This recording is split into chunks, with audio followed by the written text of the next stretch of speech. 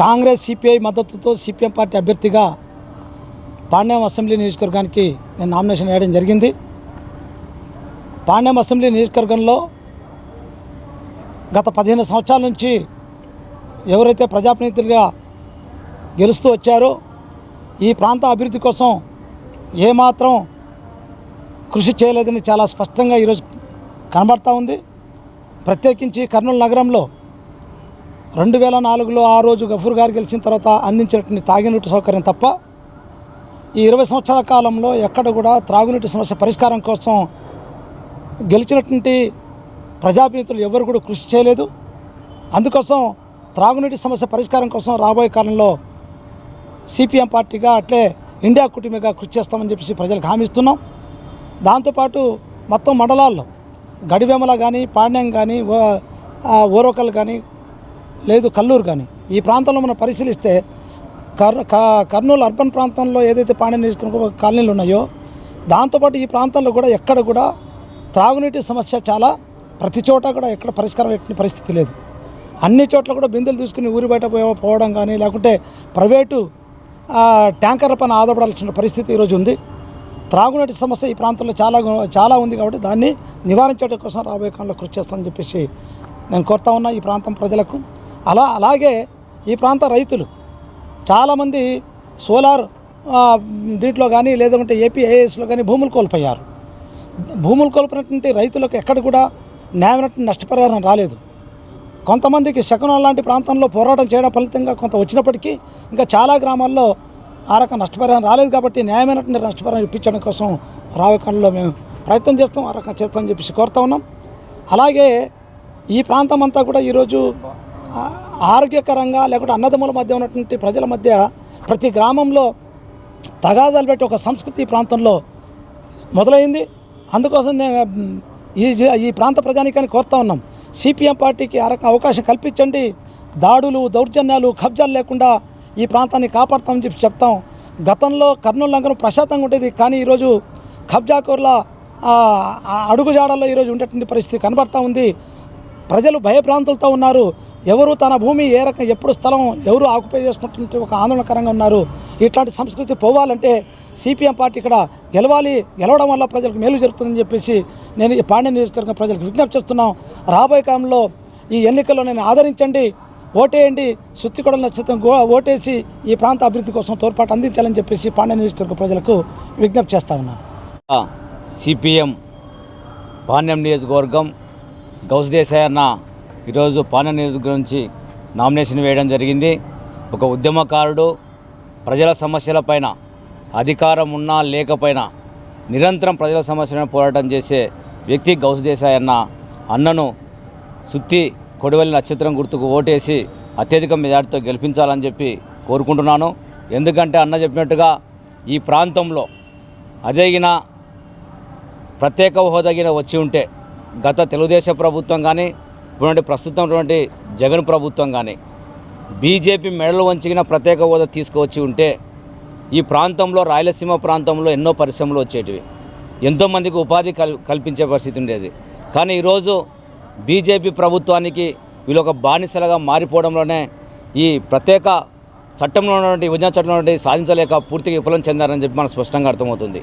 అందుకోసమే ఇండియా కూటమిలో ఉన్నటువంటి సిపిఎం అభ్యర్థికి, అసెంబ్లీ అభ్యర్థికి, ఎమ్మెల్యేకు ఓటేసి ఎంపీ అభ్యర్థిగా నేను నంద్యాల పార్లమెంట్ నుంచి ఎంపీ అభ్యర్థిగా పోటీ చేస్తున్నాను. హస్తం గుర్తుకు ఓటు వేయాలని చెప్పి నేను కోరుతున్నాను. వేస్తే ఖచ్చితంగా ఇండియా కూటమిలో భాగంగా కాంగ్రెస్ ప్రభుత్వం ఏదైతే హామీలు ఇచ్చిందో 9 గ్యారెంటీలు, మొట్టమొదటిగా ప్రత్యేక హోదా పైన మొదటి సంతకం 10 సంవత్సరాలు రాహుల్ గాంధీ గారు ఇస్తారని చెప్పి హామీ ఇవ్వడం జరిగింది. అదేవిధంగా రైతులకు 2 లక్షల వరకు రుణమాఫీ, అదేవిధంగా నిరుపేద కుటుంబాలకు ఏదైతే గతంలో ఇందిరమ్మ ఇల్లు ఇచ్చామో అదే ప్రకారంగా 5 లక్షల రూపాయలు ప్రతి నిరుపేద కుటుంబానికి కూడా ఇల్లు కట్టుకోలేని ఇల్లు లేని వాళ్ళకు ఇల్లు కట్టడానికి ఇస్తామని చెప్పి కూడా తెలియజేస్తున్నాం. అదేవిధంగా కేజీ టు పీజీ వరకు ఉచిత విద్య, అదేవిధంగా ఏదైతే వికలాంగులకు పింఛన్ ఏదైతే ఉందో 6,000 రూపాయల వరకు, వృద్ధులకు కూడా వితంతువులకు కూడా 4,000 వరకు పింఛన్ ఇస్తున్నామని చెప్పి కూడా 9 గ్యారెంటీలు ఇవ్వడం జరుగుతుంది. అదేవిధంగా ఏదైతే చంద్రబాబు నాయుడు కానీ అదేవిధంగా జగన్మోహన్ రెడ్డి కానీ ఈ రాష్ట్రంలో ఉన్నటువంటి 2,40,000 ఉద్యోగాలు ఖాళీ ఉంటే ఏ ఒక్క ఉద్యోగాలు కూడా సరైన భర్తీ చేయకపోవడంతో ఈరోజు నిరుద్యోగులందరూ కూడా ఎంతోమంది కోచింగులు తీసుకొని లక్షల రూపాయలు ఖర్చు పెట్టుకొని కనీసం వాళ్ళ అమ్మ వాళ్ళ నాయన వ్యవసాయ పనులు చేసుకొని లాస్ట్కి వాళ్ళ భార్యల తాలిబొట్లు కూడా తాకట్టు పెట్టే పరిస్థితి ఏర్పడింది విద్యార్థుల పరిస్థితి, నిరుద్యోగుల పరిస్థితి.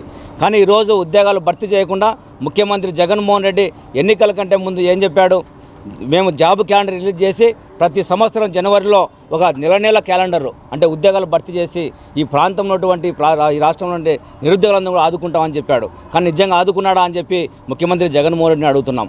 అదేవిధంగా బీజేపీ కేంద్రంలో ఉన్నటువంటి నరేంద్ర మోడీ గారు నేను ప్రధానమంత్రి అయిన వెంటనే సంవత్సరానికి 2 కోట్ల ఉద్యోగాలు భర్తీ చేస్తా అని చెప్పినాడు. కనీసం 200 ఉద్యోగాలు కూడా భర్తీ చేయలేదు. అదే కేంద్ర ప్రభుత్వంలో ఎన్డీఏ కూటమి అధికారంలోకి వస్తే రాహుల్ గాంధీ గారు ప్రధానమంత్రి అయితే దేశవ్యాప్తంగా ఇండియా కూటమిలో ప్రధానమంత్రులు అయితే దేశవ్యాప్తంగా 100 రోజుల్లో ఖాళీగా ఉన్నటువంటి ఉద్యోగాలన్నీ కూడా భర్తీ చేస్తామని చెప్పి కూడా హామీ ఇవ్వడం జరిగింది ఇండియా కూటమి. అందుకోసమే అసెంబ్లీ నియోజకవర్గ ప్రజలు కానీ నంద్యాల పార్లమెంటు ప్రజలందరూ కానీ ఆలోచన చేయండి. ఈ దేశంలో ఈ రాష్ట్రంలో మతతత్వ పార్టీలకు మద్దతిస్తున్నటువంటి ప్రాంతీయ పార్టీలను ఓడగొట్టండి. దేశంలో కులాల మధ్య మతాల మధ్య లాస్ట్గా అన్నదమ్ముల మధ్య గోత్రాల మధ్య చిచ్చు పెడుతున్నటువంటి నరేంద్ర మోడీని ఇంటికి పంపిస్తేనే ఈ దేశం బాగుపడుతుందని చెప్పి కూడా నేను దేశ ప్రజలను అదేవిధంగా ముఖ్యంగా ఈ నంద్యాల పార్లమెంటు ప్రజలను పాణ్యం నియోజకవర్గ ప్రజలను కూడా కోరుతున్నా. ఎందుకంటే ఇక్కడ అధికారం ధనదాహంతో ఈరోజు ధనికుల మధ్య ఒక సామాన్యుల మధ్య జరుగుతున్న యుద్ధం ఇది. ఈ ఎన్నికలు సామాన్యులను మీరు ఆదరిస్తారా మమ్మను లేదా ధనికులను మీరు ఆదరిస్తారో ఓటర్ మహాశైలందరూ కూడా ఆలోచన చేయాలని చెప్పి కూడా నేను కోరుతున్నా. ఈ మిగతా ఈ ప్రాంతమైన ఏదైనా అభివృద్ధి చెందుతుందా అంటే కర్నూలు టౌన్లో నేను ఛాలెంజ్ చేస్తున్నా. ఇప్పుడు 2-3 ఎమ్మెల్యేలు టౌన్లో ఉంటారు కదా, సిగ్గు లేదా వాళ్ళకు? సిగ్గు అనిపించదా? ఈరోజు పాణ్యం ప్రాంతం కానీ సంబంధించి కల్లూరు మండలం అర్బన్ ఏరియాలో 3 రోజులకు ఒకసారి నీళ్ళు పోతుంది. తాగడానికి నీళ్లు, మంచి ఇండ్లు కట్టుకున్నారు కానీ తాగడానికి నీళ్ళు ఇవ్వలేకపోతున్నారు. విపరీతంగా ఇంటి పన్ను పెంచుతారు, ఆస్తి పన్ను పెంచుతారు, చెత్త పన్ను పెంచుతారు, కానీ తాగునీళ్ళు ఇవ్వాలని ఇంగిత జ్ఞానం ఎమ్మెల్యేకి లేదు. ఏం ముఖం పెట్టుకొని వీళ్ళు ఓట్లు అడుగుతారు? వీళ్ళు కర్నూలు నగరాన్ని ఏమాత్రం డెవలప్ చేయలేదు. కర్నూలు నగరం దీన్ని డెవలప్ చేయాలని చాలా కాలం కింద చాలా ప్రయత్నాలు జరిగినాయి. ఈ రోజుకి వచ్చేపాటికి నాశనం చేసినారు. దోచుకోవడం తప్ప దాచుకోవడం తప్ప అజెండా లేకుండా పోయింది వైసీపీ కానీ టీడీపీ కానీ. వీళ్ళు ప్రత్యేక హోదా, ఇప్పుడు ఇంతకుముందు సోదరుడు చెప్పినాడు, ప్రత్యేక హోదా వస్తే ఉద్యోగాలు వస్తాయి. ప్రత్యేక హోదా కోసం చంద్రబాబు నాయుడు నేను తెస్తా అన్నాడు. ఆ తర్వాత జగన్మోహన్ రెడ్డి యూనివర్సిటీ తిరిగాడు. ప్రత్యేక హోదా వస్తే స్వర్గం వస్తుంది మనకు, పోరాడదామన్నాడు. ఏం చేసినాడు? 5 సంవత్సరాలు గడ్డి బిక్కినాడు. అయినా నరేంద్ర మోడీ ఇంట్లో పోయి ఇద్దరు కూడా తోడు దొంగలు, ఇద్దరు నరేంద్ర మోడీకి లొంగిపోయి ప్రత్యేక హోదా విషయంలో రాజీపడినారు. మేము పోరాడుతున్నాం. ఇప్పుడు Congress party, CPM party, CPI అట్లాగే మిగతా పార్టీలు కలిసి మేము ఆమ్ ఆద్మీ పార్టీ, లేకుంటే సమాజ్వాదీ పార్టీ, ఆర్జేడీ పార్టీ, 28 పార్టీల కూటమి.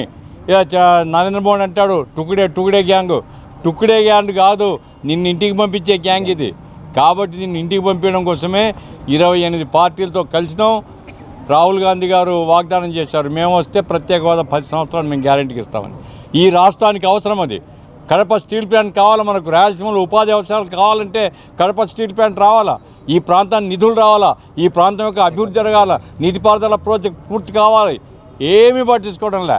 ఎంతసేపు ఉన్న అబద్ధం మాటలు చెప్పడం, బటన్ నొక్కినా అని చెప్పడం తప్ప.